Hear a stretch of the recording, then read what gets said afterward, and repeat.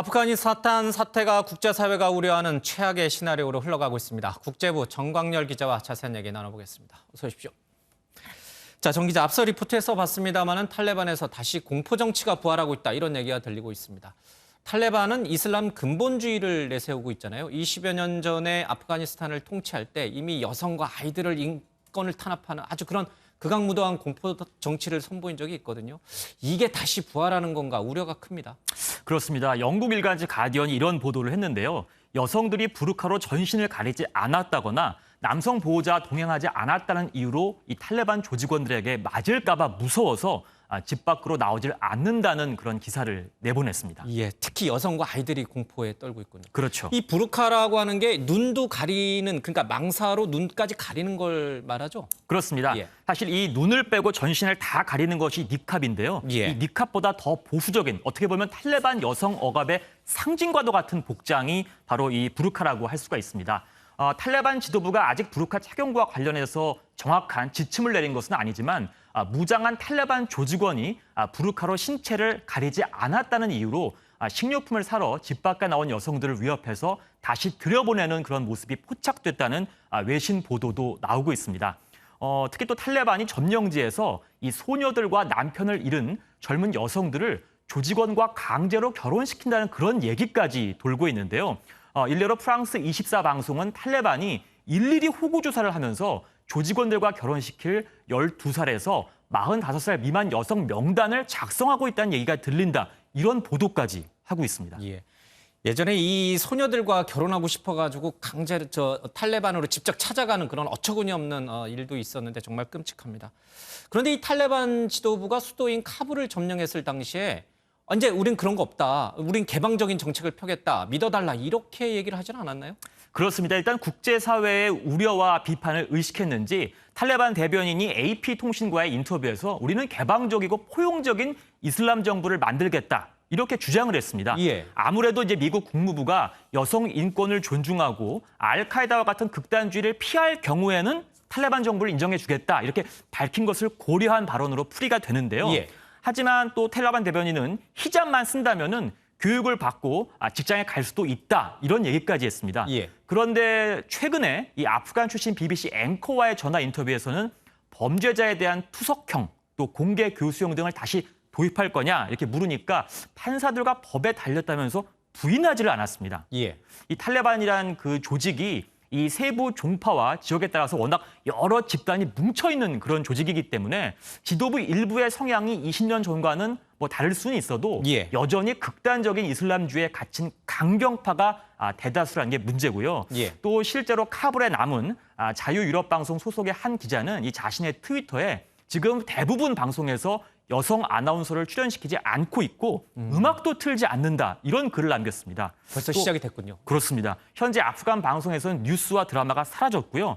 광고 없는 종교 프로그램만 계속 방송이 되고 있습니다. 또 이 예. 카불 상점가에선 여성이 모델인 광고 사진을 떼어내거나 아예 페인트로 덧칠해서 가리는 모습까지 목격이 되고 있는데, 아무래도 20년 전처럼 이슬람 경전을 자기들 멋대로 해석한 극단주의 교리로 통치하려는 조짐으로 보입니다. 예, 전 세계 어디에서도 참 찾아볼 수 없는 극단적인 공포 정치가 다시 부활한 것 같습니다.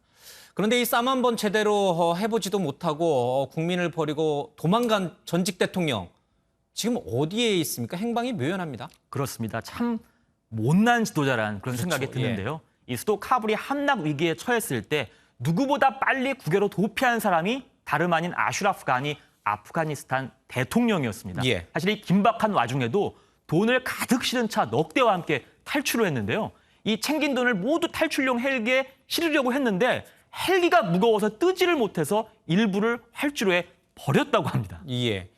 저분이 외국에서 공부한 사람이에요. 그리고 이제 국제적인 기구에서도 일을 했고, 그래서 이제 대통령이 됐는데 누구보다도 먼저 저런 행위를 했군요. 그런데 이 돈이 얼마나 많았으면, 이게 다 현찰인가요? 얼마나 많았으면 헬기에 다 싣고 가지도 못합니까? 사실 통상적이면 이제 계좌, 차명 계좌를 만들어서 뭐 스위스에 계좌이크를 그런 데다가 시켰을 많이, 텐데 이게 현금을 가져갔다면은 자기도 나라가 이렇게 빨리 망했을지는 몰랐던 것 같은데요. 예. 그래서 일단은 그 지난 20년간 그 미국이 아프간에서 군대를 정예화라고 준 돈만 해도 거의 100조입니다.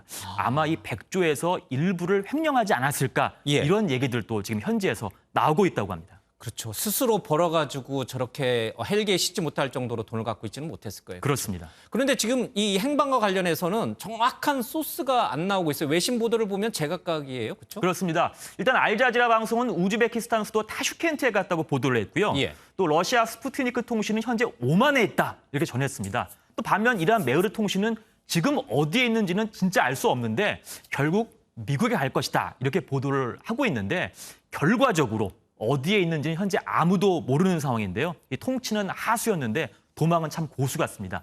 이 또 대통령이 그 돈을 잔뜩 실고 도망을 갔을 때 아프가니스탄 정부 최초의 여성 교육부 장관이었던 랑기나 하미디 장관이 자신은 수백만 소녀들 위해서 싸울 것이라면서 카불에 남았습니다. 예, 이런 대통령보다 장관과 낫네요. 예, 너무 이제 대조가 되니까 예. 비겁해도 너무 비겁하다는 비판이 본물처럼 터지니까 간이 대통령이 뒤늦게 페이스북을 통해 성명을 발표했는데 이게 참 가관이었습니다. 예. 내가 아프간에 머물렀다면 수없이 많은 사람이 죽고 카불이 망가졌을 것이다. 이런 황당한 변명을 늘어났는데요. 이 학살을 막으려고 뭐 어쩔 수 없이 떠났다는 말은 이해를 한다고 해도 그 많은 돈을 왜 챙기고 그렇게 빨리 도망쳤는지는 모르겠습니다. 수도인 카불을 온전히 보존하고 또 국민의 생명 안전을 지키기 위해서 본인이 먼저 도망갔다. 이걸 믿어달라. 진심이다. 알겠습니다. 미군이 철수하고 난 뒤에 탈레반이 장악한 아프가니스탄. 이제 중국과 러시아가 눈독을 좀 들이고 있는 것 같습니다. 중국 관영 매체들이 아프간의 오늘이 대만의 내일이 될 수도 있다. 이런 논평을 내놨는데 이게 무슨 뜻인가요? 예, 미국이 아프간에서 손을 뗐듯이 위기 상황이 오면 대만도 버릴 것이다. 이런 얘기인데요.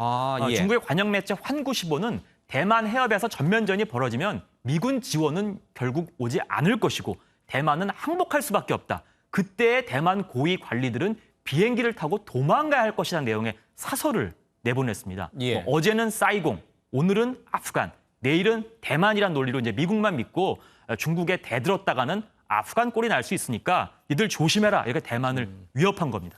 쉽게 말하면 너무 미국을 믿지 말아라 이런 뜻이군요. 그렇습니다. 예. 대만은 뭐라고 그럽니까?